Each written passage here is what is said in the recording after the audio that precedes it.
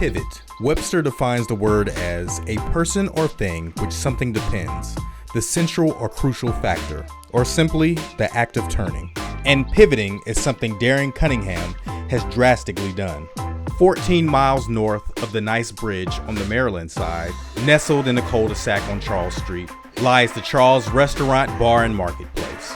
And its co-owner, Darrin Cunningham, has witnessed this establishment go from a watering hole for bikers, a laundromat, and even a brothel. Decided to step out on faith and take part in being a restaurant owner. My name is Rocky McCoy, and I'm here to find out your why. What's your excuse? Born and raised in Silver Spring, Maryland, Darrin discovered his love for food at an early age. Early melting pot, 70s, early 80s. So whether you're from Mexico, Guatemala, Spain, Belgium, everyone economically was challenged. So walking down the halls of my apartment building, I would smell different foods from every house, and it took everything in my power not to knock on that door and ask them for some of it. I was well fed, but smelling something from South Africa or Nigeria, and then something from Spain, smelling some soup that you never smelt before, kind of creates a little mini foodie in yourself. But I had a lot of friends, and those friends had benefits. I got to eat dinner sometimes at their house, and so I think that played a part. But even with an eclectic palate, it was the world of IT that grabbed his attention after graduation. One of my major first opportunities within a semblance of an IT space was actually through sales. Right about the time where HMOs started to become prominent in the Mid-Atlantic region. I worked for a smaller HMO called Mamsie, and learned how our IT slash healthcare industry exported services out to the citizens, where the government came in play and how they actually supplemented some of that healthcare. And it exposed me to the integrations and connections between three very different facets. And again, young, haven't been exposed to this, but very different facets that I thought never really worked before. I thought it was just an easy transition. You need something, someone buys it, there's a third party that might help. A lot more complicated than that. But that actually gave me a doorway into the back-end systems of how that worked, which brought me into the IT space much sooner than I ever would have anticipated. Due to his early entry into this IT world, Darrin was able to grow fast, creating startups and other businesses he still runs today. But after 20 years in the business, he found himself sitting at his favorite restaurant enjoying a meal. Then the owner came up to him. And it was a very different looking bar at the time. Drinking a beer and having some food. And he introduced himself to me. And he said, for every month, almost for a quarter, when I look at all of our patrons who came in here, I saw your name at the top. And I'm thinking, who is this guy that comes in here and eats so much and supports us so much that I don't even know his name? I haven't met him, face to face. And ever since then, we kind of developed a friendship. And that shocked me, though. The fact that I ate here so much and made me pause, because Warren Buffett once said, whenever you invest in something, you should always invest in what you like. And I thought to myself, well, if I'm giving them that much money, how much more is it for me to actually be involved? And with that, the idea of owning a restaurant was born. Eventually, the owner decided to sell, and with a few other partners, Darrin was all in. 2 months of remodeling, and then the doors were open. And as always, when you jump into new ventures, the negative voices come. This is a very new venture for me, a very different vertical. Like I said, we have 4 partners, they are in and have been in the restaurant space. I'm the only guy that wasn't. So most of the voices wasn't really from the outside. It was me ensuring that the vision that I think we collectively wanted to strive for was actually being met.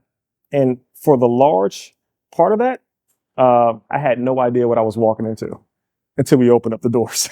Self-funded, the Charles was able to avoid many of the debt that many restaurants come into. But let's face it, owning a restaurant isn't easy. And despite the challenges, it was Darrin's attention to detail that helped keep everything going. It's respect and attention to all the details. And I can't express how important that is. Glassware breaks all the time. People think that, oh yeah, occasionally I might hit the countertop and might drop a glass or I might slip on something.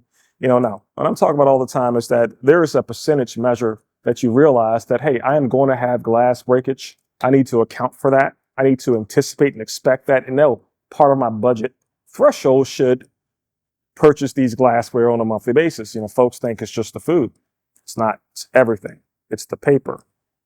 People always like to talk about paper costs, but you don't really know what that really means until you're involved with it and you realize, okay, I never realized that I'm going to spend X amount of dollars on paper, but it's a thing. But yeah, attention to detail is everything. And it's the one thing that I think catches everybody off guard, because by the time you typically find out about it, it might be too late.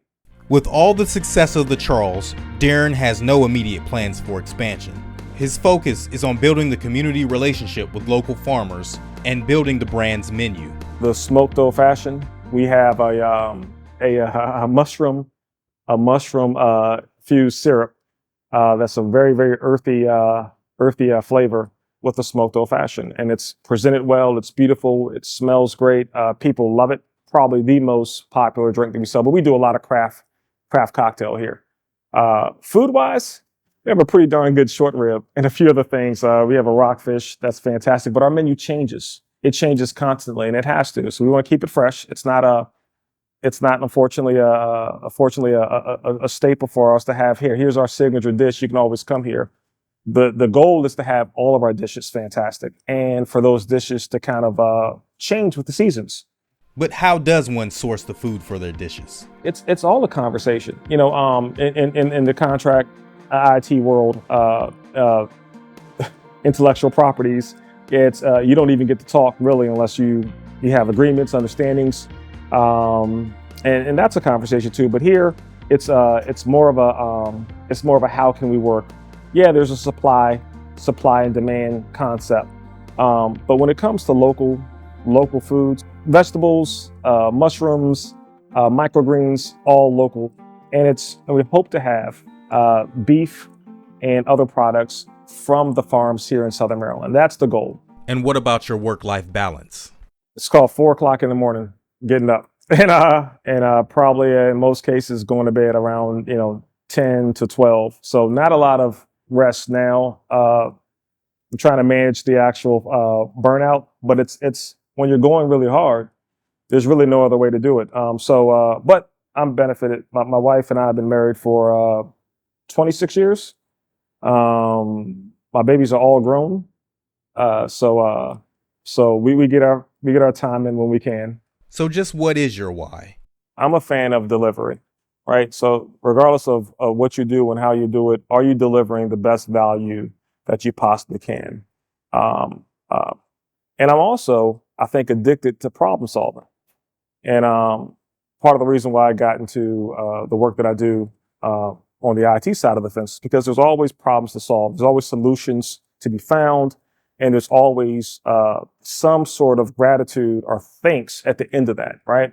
And while I was mostly standoffish with this process with the restaurant, when there's problems to be fixed, you kind of jump in. So the why, and I know it sounds cliche, is to leave something a little bit better than what you started. I think that's the one commonality across the board of artistry, of delivery, service delivery, or restaurant delivery. If the other side is satisfied and happy, if they feel like they received value, if they feel like they could escape from something else and enjoy the moment, then you've done what you're supposed to do. And as always, I close with my 2 favorite questions. What advice would you give to your younger self? Invest early. I think everybody should do that. Don't be afraid of the big investments either. Invest fractionally if you can. Always look to avoid bad situations that cannot be solved by your engagement. It's not that you're running away. It's just that you're being realistic about yourself, about what you can engage in, and about the limitations that are around you. And what advice would your younger self give you today? Enjoy the moments. Every day and every moment is its own segment. They're all tied together. And we should appreciate that day for what it is, the segments within it, the people involved, the world that they live in, that they invite us into. Enjoy the moments. So next time you find yourself traveling down 301 or enjoying a Sunday ride through Southern Maryland, make sure you stop by the Charles. It's one experience you'll keep coming back to. How you doing, everybody? My name is Darrin Cunningham. The Charles is my excuse. What's yours?